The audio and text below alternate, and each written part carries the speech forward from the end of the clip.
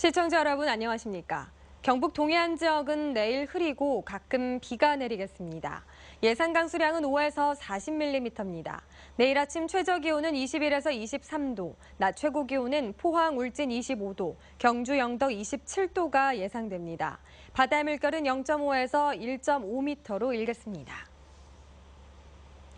우리나라 대표 여름축제로 성장한 포항국제불빛축제가 어제 개막했습니다. 잠시 뒤 9시에는 영일대 해수욕장이 빛의 꽃으로 뒤덮일 텐데요.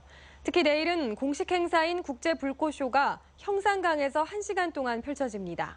이번 축제 어디서 어떻게 즐기면 좋은지 김기영 기자가 소개합니다.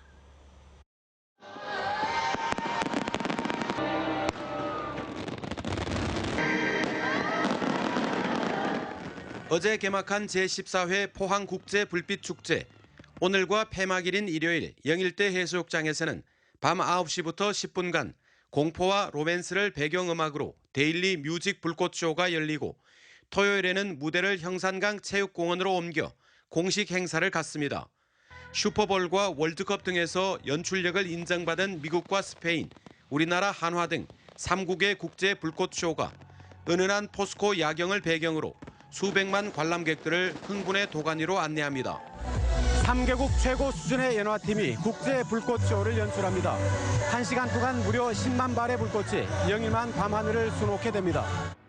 데일리 뮤직 불꽃쇼로 갈증이 풀리지 않은 시민들은 국제 불꽃쇼에 기대가 큽니다. 포항 시민으로서 어느 정도 자부심을 갖고 있기 때문에 토요일 행사가 어떻게 진행되는지 갖고 있는 기대가 큽니다. 이번 축제에서는 주제 공연이 처음으로 선보입니다. 포항이 배경인 설화, 연호랑 새우녀를 주제로 100톤이 넘는 대형 크레인을 동원한 공중 퍼포먼스가 압권입니다. 야외 공연이고 불꽃이 많이 사용되는 만큼 평소에 보실 수 없었던 어떤 스펙터클한 미디어라든지 효과를 보실 수 있는 공연이라고 생각합니다. 이 밖에도 월드 DJ 페스티벌과 해외 자매도시 문화 공연, 열기구 체험 등 부대 행사도 찾아보는 재미를 선사하고 대구 치맥에 버금가는 피대기 맥주 축제와 포항 맛 락 페스티벌 등이 마련돼 지역 경제 활성화가 기대됩니다. 앞으로 우리 포항에서 개최되는 이 국제 불빛 축제가 대한민국을 대표하고 우리 환동해권에 있어서 제일 가는 불빛 축제로 발전시켜 나가도록 7년 연속 대한민국 대표 문화관광축제로 뽑힌 포항국제 불빛축제. 내일 밤 포항의 지축을 흔들어 잠 못 드는 밤에 빠집니다. MBC 뉴스 김기영입니다. 미국 정부가 수입산 철강의 안보 영향 조사 결과 발표를 잠정적으로 보류한 것으로 알려져 국내 업체들이 당분간 관세 폭탄을 피할 수 있게 됐습니다. 한국무역협회는 해외 철강 제품을 사서 쓰는 미국 자동차 업체들의 반발과 유럽연합 EU의 통상보복 경고 등의 영향으로 트럼프 행정부가 조사 결과 발표를 보류했다고 설명했습니다. 당초 트럼프 행정부는 미국 철강 기업을 보호하기 위해 이번 조사 결과를 발표한 뒤 수입 제품의 관세 추가 인상과 수입 제한 등의 조치를 내릴 예정이었습니다. 현대호텔이 사모펀드에 매각됨에 따라 직원들은 앞으로의 상황에 촉각을 곤두세우고 있습니다. 현대중공업은 이사회를 열고 경영 개선을 위해 자회사인 경주와 울산, 목포 등 현대호텔 지분 100%를 사모펀드인 한행컴퍼니에 2천억 원에 매각하기로 했습니다. 이에 따라 경주현대호텔 직원들은 잔금이 치러지는 9월 이후 새 경영진이 경영권을 행사할 것으로 보고 고용 승계와 인사, 운영 방향 등 앞으로의 추이에 관심을 집중하고 있습니다. 경주현대호텔은 정규직이 300여 명, 비정규직이 100여 명이며 440개의 객실을 갖추고 있습니다. 경주시 양남면에 현대자동차 그룹 연수원이 들어설 것으로 전망됩니다. 경주시는 최근 현대자동차 그룹이 양남면 수렴리 일대에 2천억 원가량을 들여 연면적 5만 6천 제곱미터, 지하 1층, 지상 4층 규모의 건물 석 동을 지어 연수원으로 활용하기로 하고 최근 경주시에 건축 심의를 신청했다고 밝혔습니다.